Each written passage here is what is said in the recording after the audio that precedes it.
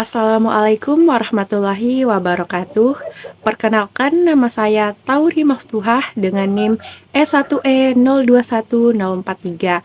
Saya mahasiswa dari program studi Pendidikan Guru Sekolah Dasar, Fakultas Keguruan dan Ilmu Pendidikan Universitas Mataram.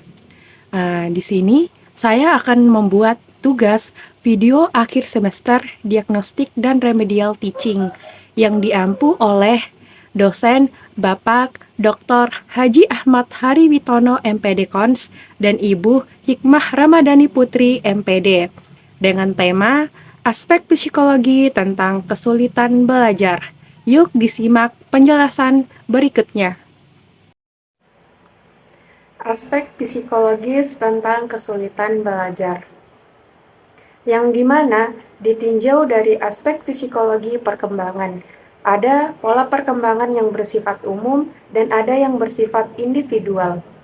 Pola perkembangan yang bersifat umum didasarkan atas hasil generalisasi pola perkembangan manusia pada umumnya.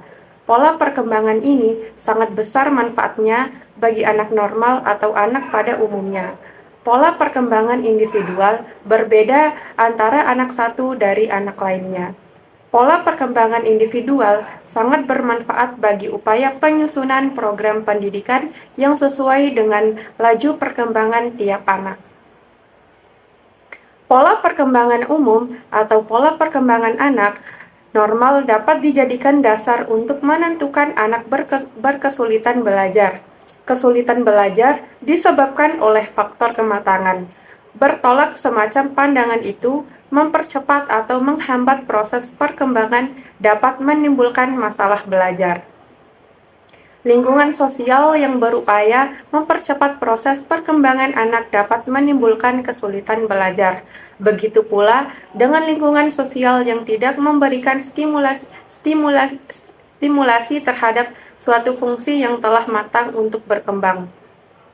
Bertolak dari psikologi perkembangan, ada dua konsep yang perlu diperhatikan, yaitu kelambatan kematangan dan tahapan-tahapan perkembangan. Berdasarkan dua konsep tersebut, maka perlu dipahami implikasinya bagi upaya penanggulangan kesulitan belajar dengan lingkungan sosial yang tidak memberikan stimulasi terhadap suatu fungsi yang telah matang untuk berkembang. Kelambatan kematangan. Keterlambatan kematangan berhipotesis bahwa anak berkesulitan belajar tidak terlalu berbeda dari anak yang tidak berkesulitan belajar, dan kelambatan kematangan keterampilan tertentu dipandang sebagai bersifat sementara. Konsep keterlambatan kematangan, keterampilan pada suatu pandangan bahwa banyak kesulitan belajar tercipta karena anak didorong atau dipaksa oleh 5 tahun melakukan suatu studi terhadap 177 anak berkesulitan belajar yang ditempatkan di kelas khusus. Hasil penelitiannya menunjukkan bahwa sebagian besar dari anak-anak tersebut memperlihatkan kelambatan kematangan menurut Kopitsch. Anak-anak berkesulitan belajar memerlukan waktu 1 atau 2 tahun lebih banyak daripada yang diperlukan oleh anak yang tidak berkesulitan belajar untuk menyelesaikan tugas-tugas sekolah. Pandangan kelambatan kematangan juga didukung oleh hasil penelitian yang dilakukan oleh Silver dan Hagin. Hasil penelitian tersebut terhadap anak-anak yang didiagnosis berkesulitan belajar membaca dan memperoleh pelayanan pendidikan khusus berbagai tahun kemudian setelah mereka berusia antara 16 hingga 24 tahun. Banyak di antaranya mereka yang tidak memperlihatkan kesulitan dalam orientasi ruang dan membedakan bunyi-bunyi dan membedakan kiri kanan, meskipun pada masa anak-anak mereka memperlihatkan adanya problema tersebut. Melalui proses pematangan, beberapa dari berbagai problema tersebut menghilang, tetapi ada juga yang masih menetap. Pandangan lain tentang pengaruh kematangan terhadap kesulitan belajar dikemukakan oleh Samuel. Pada tahapan-tahapan awal, Perkembangan anak secara normal cenderung menampilkan fungsi-fungsi yang menyenangkan dan menghindari yang tidak menyenangkan. Ketika suatu fungsi mengalami kelambatan kematangan, anak berkesulitan belajar, malah menghindari dan menarik diri dari aktivitas yang menuntut fungsi tersebut. Akibatnya, fungsi yang ditolak tersebut gagal untuk berkembang sehingga kesulitannya menjadi semakin parah. Tahapan-tahapan perkembangan. Tahapan-tahapan perkembangan yang paling erat kaitannya dengan kesulitan belajar di sekolah adalah tahapan-tahapan perkembangan kognitif. Pengertian kognitif mencakup aspek-aspek struktur intelektual yang digunakan untuk mengetahui sesuatu, yaitu fungsi mental yang mencakup persepsi, pikiran, simbol, penalaran, dan pemecahan masalah. Adapun tahapan-tahapan perkembangan kognitif adalah sebagai berikut. Tahapan apensori motor usia 0 sampai dengan 2 tahun. Pada tahapan ini, manusia disebut periode sensori motor. Pada periode ini, anak belajar melalui indera dan gerakan serta dengan berinteraksi dengan lingkungan fisik melalui bergerak, meraba, memukul, menggigit, dan memanipulasi objek-objek secara fisik. Anak belajar mengenai sifat ruang, waktu, lokasi, ketetapan, dan sebab akibat. Sebagian dari anak-anak berkesulitan belajar sering memerlukan lebih banyak kesempatan untuk melakukan eksplorasi motorik semacam itu. Tahap praoperasional usia 2 sampai dengan 7 tahun. Umur 2 hingga 7 tahun disebut tahapan praoperasional.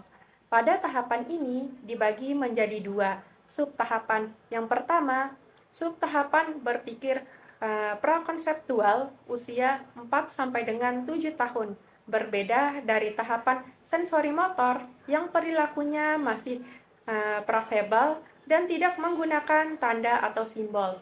Pada subtahapan ini, anak mengembangkan yang dinamakan oleh Piaget sebagai fungsi simbolik. Pada usia 2 hingga 4 tahun, anak berkesulitan belajar sering belum mampu mengembangkan fungsi simbolik sehingga mereka memerlukan dapat mengelompokkan benda-benda atas dasar sifat khusus benda tersebut, tetapi masih terbatas pada satu dimensi saja. Pada tahapan ini, anak baru dapat menyusun benda-benda berdasarkan satu dimensi saja, misalnya dari segi panjangan atau besarnya saja. Pada tahapan ini, anak berpikir mampu mengkonversikan angka-angka. Jika keadaan anak diberikan dua deretan benda yang sama, misalnya, mungkin anak akan mengatakan bahwa deretan yang satu akan lebih banyak daripada deretan yang lain karena deretannya lebih panjang. Tahap konkret operasional usia 7 sampai dengan 11 tahun. Pada usia antara 7 hingga 11 tahun, anak berada pada tahapan operasi konkret.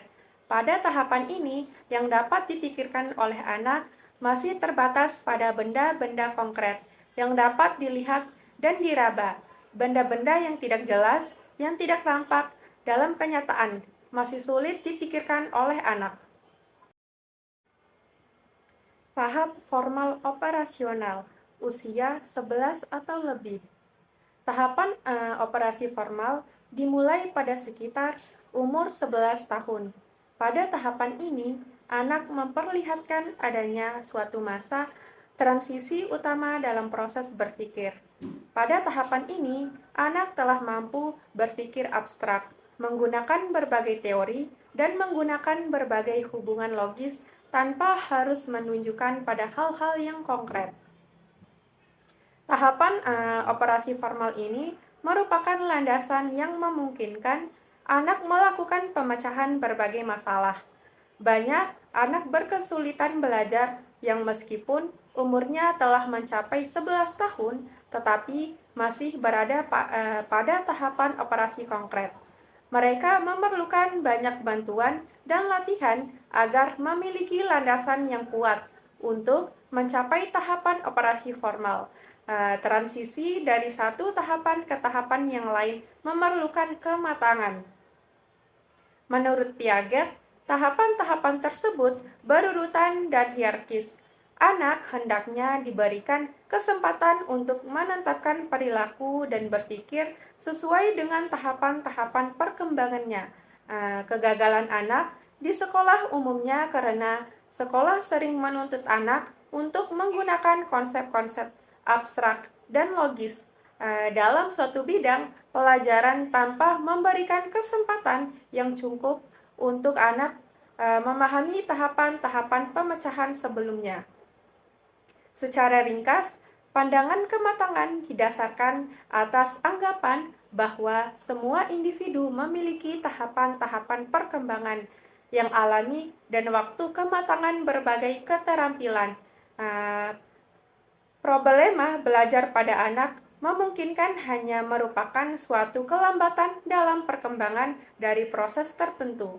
Merupakan hal yang sangat penting bagi orang yang bertanggung jawab menyediakan lingkungan pendidikan bagi anak untuk menyadari tahapan-tahapan kematangan dan kelambatan kematangan yang mungkin muncul.